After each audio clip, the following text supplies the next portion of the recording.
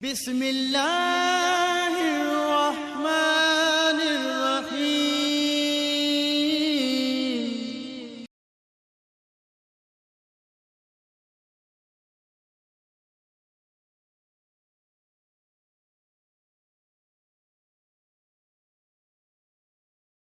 نحمده ونصلي على رسوله الكريم، اما بعد فاعوذ بالله من الشيطان الرجيم، بسم الله الرحمن الرحيم،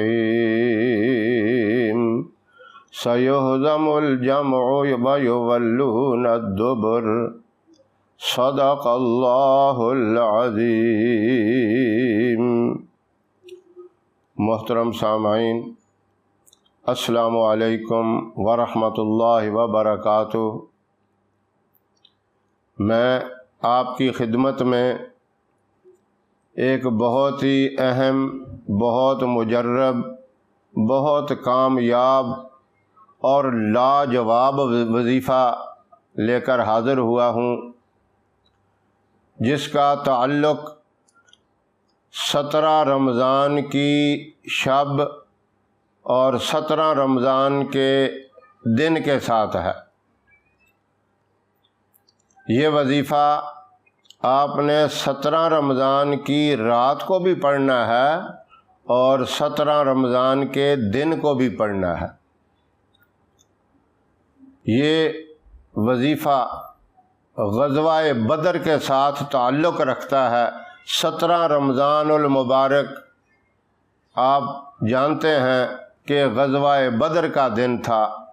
اسلام کی سب سے پہلی جنگ یہی تھی جس نے کفر اور اسلام کے درمیان فرق قائم کر دیا۔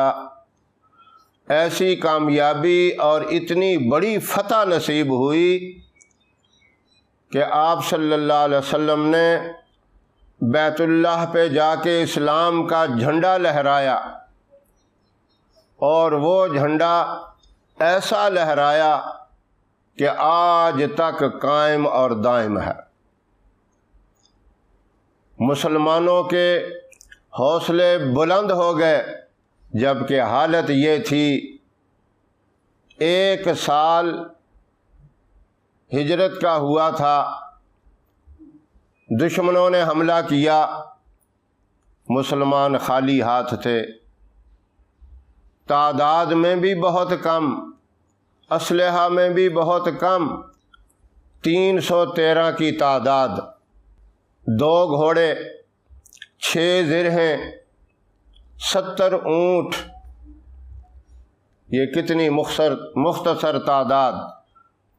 اور پھر صحابہ کرام کی حالت یہ تھی کہ کھانے پینے کے لیے بھی ساز و سامان نہیں تھا، اور کسی کے پاؤں میں جوتی بھی نہیں تھی، کسی کے تہمت بندھی ہوئی تھی لیکن گلے میں کرتا نہیں تھا، اور کچھ ایسے تھے جن کے سر پہ پگڑی بھی نہیں تھی۔ اب یہ حالت، اس حالت میں صحابہ کرام نے آپ صلی اللہ علیہ وسلم کی آواز پہ لبیک کہا، اور یہ نہیں سوچا کہ ہمارے پاس ساز و سامان نہیں، بلکہ یہ کہنے لگے ہمارے ساتھ اللہ کی مدد، اللہ کی طاقت ہے، اور حضور اکرم صلی اللہ علیہ وسلم کا فرمان، آپ کا حکم، یہ بہت بڑی چیز ہے۔ اور صحابہ یہ سمجھتے تھے آپ کا حکم زمین و آسمان، اور زمین و آسمان کے اندر جتنے خزانے ہیں ان سب سے قیمتی ہے۔ پوری رات آپ نے دعائیں مانگی، اور وہ دعا ایسی عظیم مانگی، ایسی طاقت والی مانگی۔ اصل یہ دعا کا کمال ہے جو اللہ سے مانگی گئی۔ اس وظیفے کے اندر یہی دعا میں نے آپ کو بتانی ہے۔ اس دعا کی برکت سے کیا ہوا، آپ صلی اللہ علیہ وسلم نے کہا کہ اب فلاں دشمن یہاں تڑپے گا، فلاں کی لاش یہاں تڑپے گی، فلاں یہاں مرے گا۔ اور پھر ہوا کیا کہ ابو جہل جو سب سے بڑا کفار کا سردار تھا، وہ بھی 2 بچوں سے مردار ہوا، قتل ہوا۔ آپ صلی اللہ علیہ وسلم نے جب یہ بات سنی فرمایا کہ یہ ابو جہل فرعون سے بھی زیادہ سخت اور بدترین دشمن تھا۔ خاص طور پر یہ وظیفہ دشمنوں کی ہلاکت، دشمنوں کی تباہی اور بربادی کے لیے ہے۔ غزوہ بدر میں اللہ رب العزت نے اس دعا اور اس وظیفے کی برکت سے حضور اکرم صلی اللہ علیہ وسلم کے دشمن، صحابہ اکرام کے دشمن، دین کے جو دشمن تھے ان کو تباہ و برباد کیا، اور 70 بڑے بڑے دشمنوں کی، بڑے بڑے کافروں کی لاشیں جو ہیں میدان بدر کے اندر تڑپیں، وہاں وہ ہلاک ہوئے۔ یہ وظیفہ بتانے کا اصل مقصد یہ ہے، آپ کا بھی کوئی دشمن جانی ہے، مالی ہے، جادو کے ذریعے کوئی دشمنی آپ کے ساتھ کر رہا ہے، آپ 17 رمضان المبارک کی رات کو یہ وظیفہ 313 مرتبہ پڑھیں۔ سَيُهْزَمُ الْجَمْعُ وَيُوَلُّونَ الدُّبُرَ، اس کے اول آخر 3 مرتبہ درود ابراہیم پڑھ لیں۔ یہ سورہ القمر کی آیت نمبر 45 ہے اور 27واں سپارہ ہے۔ یہ وظیفہ رات کو بھی آپ نے پڑھنا ہے۔ تراویح کے بعد سے لے کر تہجد کے ٹائم تک اس کا وقت ہے۔